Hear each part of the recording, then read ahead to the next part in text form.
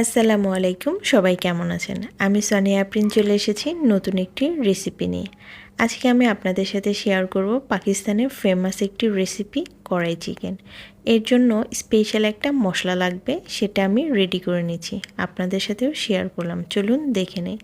প্রথমে আমি দিয়ে দিয়েছি 1 চা চামচ সাদা গোলমরিচ, 1 চা চামচ কালো গোলমরিচ, দিয়ে দিয়েছি আধা চামচ শাহি জিরা আর 3 চা চামচের মতো নর্মাল জিরা। আরও দিয়ে দিলাম একটা জয়ত্রী, সাথে দিয়ে দিব 3টার মতো সাদা এলাচ এবং সামান্য পরিমাণে বা আধা চা চামচের মতো দিয়ে দিয়েছি এখানে লং। এতটুকুই এনাফ। আপনারা চাইলে মশলা কম বেশ করে নিতে পারেন। আমি পরবর্তীতে রান্না করার জন্য মশলাটা এখানে অ্যাড করে দিয়েছি, যেন আবার মশলা রেডি করতে না হয়। এখন ভালোভাবে লো আঁচে এটাকে টেলে নিব। মশলা সবসময় ভাজার সময় খেয়াল রাখতে হবে চুলার আঁচটা যেন একেবারে লো থাকে। চুলার আঁচটা যদি হাই লেভেলে থাকে তাহলে মশলা পুড়ে যাওয়ার সম্ভাবনা প্রায় 95% থাকে, আর মশলা পুড়ে গেলে মশলার গুণগত মান অনেকটাই নষ্ট হয়ে যায়। সেই জন্য একেবারে লো আছে মশলাটা ভেজে মুচমুচে করে নেওয়াটাই ভালো। আমি একটু নেড়ে চেড়ে মশলাটাকে ভেজে নিব, তারপর ঠান্ডা হতে দেব। ঠান্ডা হয়ে গেলে সেটা ব্লেন্ডারে মিক্স করে নেব। সাইডে রেখে দিয়ে আমি আরেকটা কড়াই বসিয়ে দিয়েছি। কড়াইটা গরম হয়ে গেলে এটার মধ্যে দিয়ে দেব পরিমাণের চেয়ে একটু বেশি তেল। তেল গরম হয়ে গেলে আমি মাংসগুলো দিয়ে দেব। আগে থেকে মাংসটা আমি প্রসেস করে রেখেছিলাম। একটু কালার চেঞ্জ হওয়া পর্যন্ত আমি মাংসগুলো তেলের মধ্যে নেড়ে চেড়ে নেব। এ পর্যায়ে চুলার আঁচটা লো টু মিডিয়াম রাখতে হবে। মাংসর কালার চেঞ্জ হয়ে গেলে এটার মধ্যে দিয়ে দেব আগে থেকে একটু বড় করে কেটে রাখা আলু। আলুটা আপনারা একটু বড় সাইজ করে দিবেন। দিয়ে দিলাম এখানে পরিমাণ মতো লবণ, যেটা আমি আমার পছন্দ অনুসারে দেই যতটুকু দরকার। সাথে অ্যাড করে দিব এইখানে আদা এবং অল্প একটু পেঁয়াজ বাটা।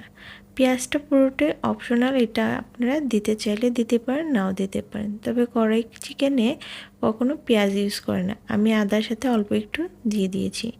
দিয়ে দিলাম এইখানে 1 চা চামচের মতো হলুদের গুঁড়া এবং ধনিয়ার গুঁড়া। 2 চা চামচের মতো দিয়ে দিতে হবে এইখানে লাল ঝালমরিচের গুঁড়া। যেহেতু আমরা কাঁচামরিচ অ্যাড করছি না, সেই জন্য লাল মরিচের গুঁড়ার পরিমাণটা একটু বেশি দিতে হবে। আর পাকিস্তানি কড়াই চিকেনটা একটু ঝাল ঝাল হবে, সেই জন্য আমি এইখানে পরিমাণ মতো লাল মরিচের গুঁড়া অ্যাড করে দিয়েছি। দিয়ে দিলাম এইখানে 3 থেকে 4টার মতো টমেটো। তবে মাংসর পরিমাণ অনুসারে আপনারা আলু এবং টমেটো আর মশলাগুলো আপনাদের পরিমাণ অনুসারে দিয়ে দেবেন। এবার ভালো করে নেড়ে চেড়ে একটু কষিয়ে নিতে হবে। তবে চুলার আঁচটা একেবারে লো রাখা যাবে না, এ পর্যায়ে চুলার আঁচটা মিডিয়াম করে দিতে হবে। আরও একটু অ্যাড করে দিলাম এখানে রসুন বাটা। যেহেতু রসুন বাটাটা দেওয়া হয়নি, ফ্রোজিং করা ছিল, সেজন্য বরফটা ছাড়তেই আমি দিয়ে দিয়েছি। ঢেকে দিয়েছিলাম সব কিছু দেওয়ার পরে। দেখেন অটোমেটিকলি এখানে পানি উঠে গেছে। এখন অ্যাড করে দিচ্ছি গরম মশলা এবং তেজপাতা। গরম মশলার মধ্যে নর্মালি যেটা থাকে এলাচ, দারচিনি, এগুলোই। আমি এখানে আরও অ্যাড করে দিব সেই স্পেশাল মশলা, যেটা মূলত কড়াই চিকেনের স্পেশাল মশলা, সেটা আমি এখানে 1.5 চা চামচের মতো অ্যাড করে দিলাম। এবার নেড়ে চেড়ে ভালো করে মিক্স করে নিতে হবে। আপনারা কড়াই চিকেন রান্না করার সময় অবশ্যই চেষ্টা করবেন দেশি মুরগি বা পাকিস্তানি মুরগি দিয়ে করার, তাহলে এটার অথেন্টিক ফ্লেভারটা আপনারা পাবেন। আমি এখানে পাকিস্তানি মুরগি দিয়ে করতে পারিনি, কিন্তু আমার বাসায় পাহাড়ি মুরগি ছিল, আমি সেটা দিয়ে করেছি। পরিমাণ মতো ঝোল দিয়ে দিয়েছি। যেহেতু পাহাড়ি মুরগি, সেজন্য ঝোলের পরিমাণটা একটু বেশি দিয়েছি মাংসটা প্রপারলি সিদ্ধ করার জন্য। এবার আমি লো টু মিডিয়াম আছে ঢেকে দিলাম প্রায় 15 মিনিটের মতো। 15 মিনিট পর ঢাকনাটা তুলে দেখতে হবে যে মাংস আলু সিদ্ধ হয়েছে কিনা। সিদ্ধ হয়ে গেলে ঝোলটা শুকানোর জন্য এবার চুলার আঁচটা জোরে দিতে হবে, আর ঢাকতে হবে না।